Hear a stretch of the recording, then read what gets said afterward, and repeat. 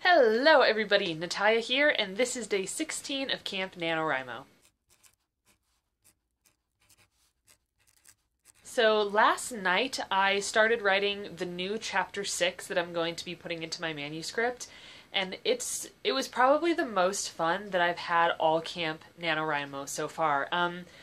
I just felt like I know these characters so well now. You know, I have the entire first draft complete, so that's when I was getting to know them and finding out more about them. And now that I'm going back through and editing scenes and entering more scenes into the manuscript, I just feel like I can really write them in a way that's true to their character instead of trying to force them into the roles that I was trying to kind of mold them into.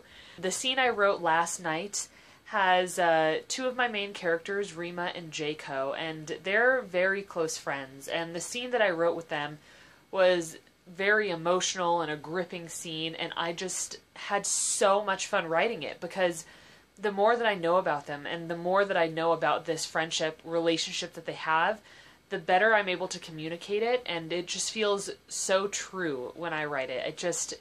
To me, it leaped off the page. I ended up writing 1,733 words yesterday, and it's kind of tricky because when I write that many words, I'm tempted to go to Camp NaNoWriMo and update it with that many words because I feel like that's a pretty high word count to hit in one day, but I know that I can't do that because that's not the way that I'm running my camp this year. My word count is 10,000, which means 10 chapters completed, you know, the second draft version completed. So now that I'm about halfway done with chapter 6, I went ahead and updated my word count to 5,500 words. And Mew is ripping up my little stool back there. Mew. In other news, I've also been playing around with Photoshop and starting to experiment with book cover design for Way of Spears. I started learning how to do Photoshop when I was about 16 years old. I got really into it, and I was even doing commissions for a while and making a little bit of money on it. When I hit college, I got really busy and I wasn't writing as much and I wasn't doing as much artwork, and I definitely didn't pull out my tablet and my Photoshop for quite some time. You know, I would come back to it every now and again just to do something for fun. But these past few days, I've been working on a couple of different images. I have one posted on my Tumblr that I would love to get feedback on. So if you go to my Tumblr and look at it, just let me know what you think about it. I am creating a second one right now that I'm spending a bit more time on. The first one I flew through. I think I took about an hour to make it. But the one I'm working on now, I have about 2 hours of work put in so far, and I'm really enjoying it. Instead of just hurrying through and slapping some text on there, I'm really turning it into a photo manipulation. So something that looks really beautiful, it has kind of a fantasy, medieval kind of feel to it, and after I create that entire image is when I'll end up putting on text and turning it into a book cover design. But I'm starting out with just a good piece of artwork because I think that is the basis of a really good book cover. Let's actually discuss book covers here. Okay, so I just went ahead and pulled out some of the books that I keep on my bookshelf to kind of show you what kind of book cover design I'm going for.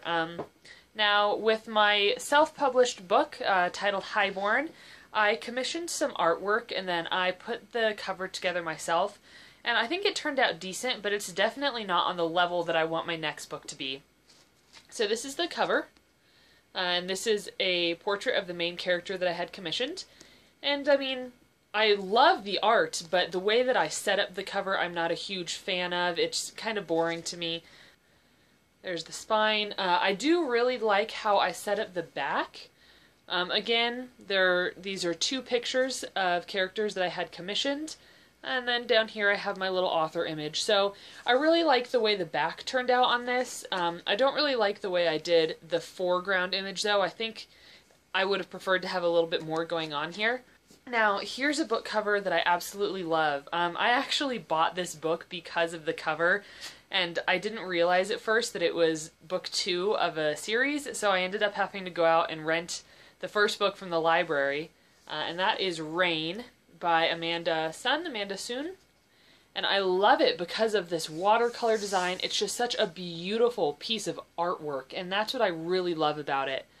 You've got the cherry blossoms here, and you can see the paint, the watercolor kind of dripping down, and I think that is so beautiful. It's also nice and textured, which, of course, if I end up self-publishing my book, I don't know how to order a textured one. I think it just will be glossy like this. I think you can order matte or glossy, but I'd have to look at CreateSpace again. So I love that. And then here's one more. I haven't read this book yet. Now, I really love the artwork on this. There's this woman warrior here and a man in the background. Some cool spine design here. But I don't really like the text on this one. It's just too big, too in my face.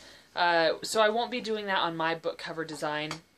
But you can see in all 3 of these that they all have some sort of artwork on them. It's not just a snapshot image of somebody's face.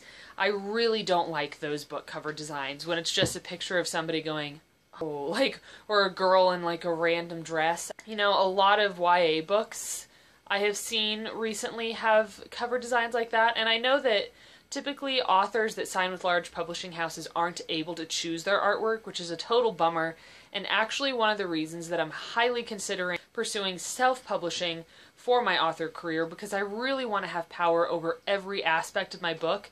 I don't want to write a wonderful book and then have it get stuck with a really crappy cover that doesn't entice people to pick it up and buy it. But anyway, so yeah, I have been working diligently on that picture, that photo manipulation, so I'll probably insert a picture of it right about now.